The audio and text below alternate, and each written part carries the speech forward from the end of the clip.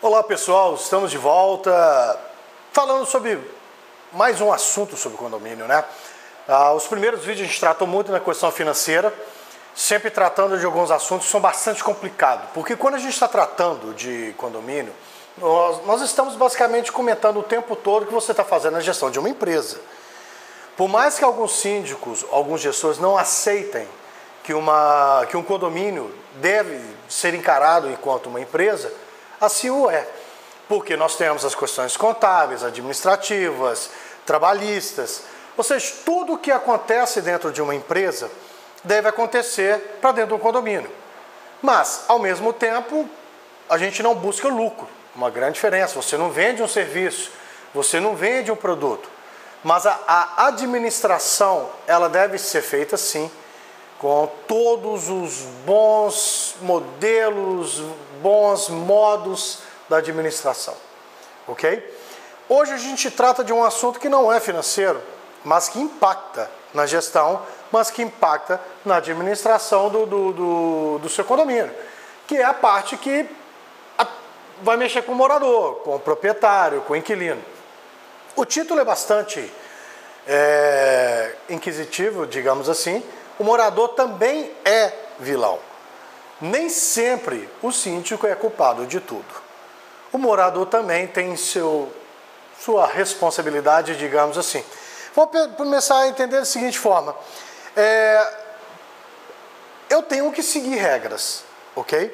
Então, para eu primeiro entender se eu devo ou como eu devo seguir essas regras, eu primeiro tenho que entender que existe uma sequência lógica, existe uma hierarquia jurídica, uma hierarquia legal que deve ser respeitada.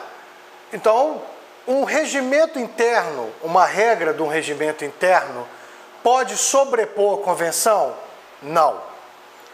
Uma convenção, uma lei de uma convenção pode sobrepor o novo Código Civil ou o Código Civil? Não. Então, a primeira base de tudo é isso.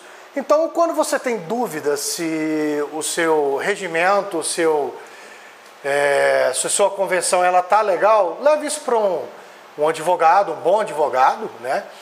E de preferência alguém que seja especializado nessas questões do novo Código Civil e nas questões condominiais, e peça para poder fazer uma revisão. Grande parte dos problemas que acontecem nos condomínios de hoje em dia é que você possui vários condomínios que possuem regimentos internos que vão sobrepor uma convenção, ou uma convenção que está sobrepondo o novo Código Civil. Isso não existe. Se você já tem isso, você já tem um grande problema para poder tocar. Mas por que existir regras? Bom, gente, você já imaginou num condomínio pequeno, de 20 apartamentos, se cada um criasse sua própria regra, o caos vai ser instalado. Aí digamos que nós tenhamos aí uma pessoa que seja fã do funk, um outro do rock, o outro do axé, o outro do sertanejo, o outro do gospel. Eu vou ficar aqui falando de vários, mas imagine se cada um simplesmente determinasse o que vai tocar, a altura da música, ou como que o carro vai estacionar. Ah, não, aqui a vaga de fulano a partir de agora é minha. Ah, não, a porta do meu condomínio vai ser roxa. A outra, não, eu quero que ela seja azul. A outra, não, eu quero que seja cinza. Gente, as regras existem porque tem que se ter um equilíbrio exatamente nessas relações que existem. Não podemos simplesmente deixar com que as pessoas tomem suas próprias decisões. Vocês vivem em um condomínio que não deixa de ser um modelo de sociedade. E a essa sociedade se aplicam algumas regras. Se eu não conseguir ter regras que vão de repente equilibrar essa relação interpessoal, eu prometo para vocês, caos é uma forma bonita para se dizer. Para a gente do dia a dia isso vai virar uma zona. Aí vários condomínios que são bastante legais, o projeto é legal, acabam virando pombais, virando uma zona porque simplesmente não se conseguiu impor as regras. As regras individuais se sobreporam às regras coletivas. Isso não existe. Isso não existe. Feito isso, e se o morador não aceita pagar aceitar a regra? Bom, primeira coisa, o diálogo. Eu acredito que a primeira coisa que se deva tentar é o diálogo. Meu amigo, você está vendo de uma casa, as coisas são diferentes num apartamento, ou você viu numa casa que dava acesso na rua, é diferente de uma casa dentro desse condomínio, nós temos regras. Deixa eu te apresentar isso aqui, qual que é o nosso projeto, por que a gente tem que fazer isso aqui? Não adiantou? Advertência verbal. Não adiantou? Advertência por escrito. Não adiantou? Multa. Não adiantou? Mete o processo, cara. Olha, aí vem uma coisa que eu bato muito. Quem me conhece sabe que eu brigo com alguns síndicos meus, brigo de uma forma intelectual, digamos assim. Eu não brigo com ninguém, por favor. Né? Nós estamos discutindo, nós estamos tendo confronto de opiniões. Mas eu penso o seguinte, para algumas pessoas que não aceitam viver no coletivo, felizmente é só a justiça.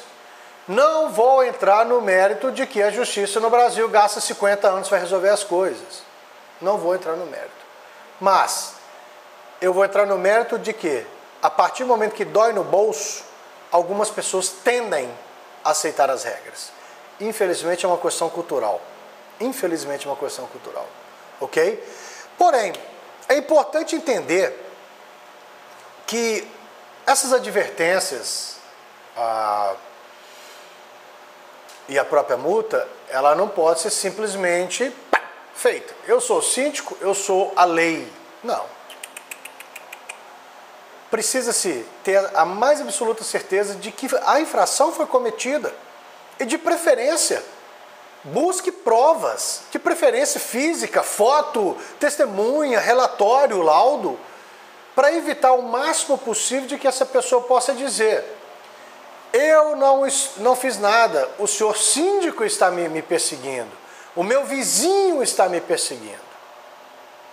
Ok?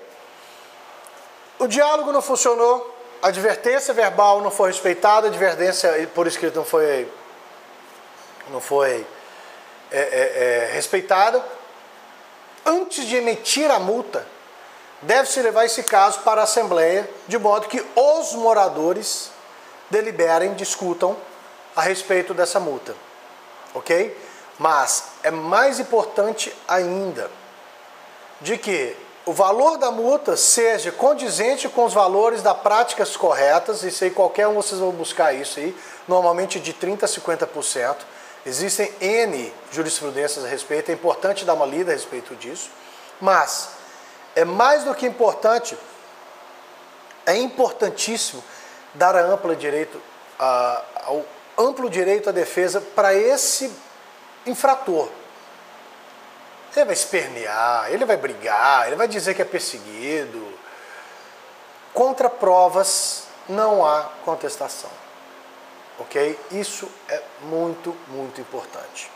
Mas, mais importante do que isso, gente, não estamos falando de regras, não estamos falando de convenção, de regimento, mas vou ser bastante sincero para vocês de que a maioria dos problemas que existem nos condomínios, por isso eu estou dizendo que o morador também é vilão, está simplesmente pela simples falta de educação das pessoas que moram no condomínio. E, por favor, não me venham que eu tenho mestrado ou doutorado. Ter título não significa que você tem berço. Ok? 2. A falta de respeito ao próximo. Eu digo que um condomínio, para poder ter uma boa equilíbrio, uma boa convivência, é parte do pressuposto de que eu não posso fazer com o meu próximo o que eu não gostaria que fosse feito comigo. Vou dar um exemplo, eu tenho 2 filhas pequenas. Criança dentro de apartamento tem uma tendência de fazer uma bagunça. Mas depois de um determinado horário, até durante o próprio dia, eu chego, gente, vamos respeitar. O meu vizinho de baixo chegou, eu sei que é uma pessoa que trabalha, ele pode estar cansada. Vamos respeitar isso. Quer fazer uma bagunça? Vai para o 2º andar. Eu não tenho 2º andar, vai para a área de lazer. Por exemplo, bituca de cigarro. Não vamos jogar isso pela janela. Pegou um visitante seu que é fumante, avisa, olha, por favor, coloca aqui no lixo. Quem tem animais, o animal defecou, coleta, faz o lixo ali. Vamos pegar da janela e jogar lixo, não. Ou seja, são pequenos detalhes que vão fazer do seu condomínio um condomínio melhor. Até a próxima videoaula, digamos assim, né? Dicas sobre como a gente fazer uma gestão de condomínio. Tem alguma dúvida? Tem alguma sugestão? Manda pra gente que nós vamos, com certeza, discutir isso aqui e colocar como um debate. Até a próxima videoaula.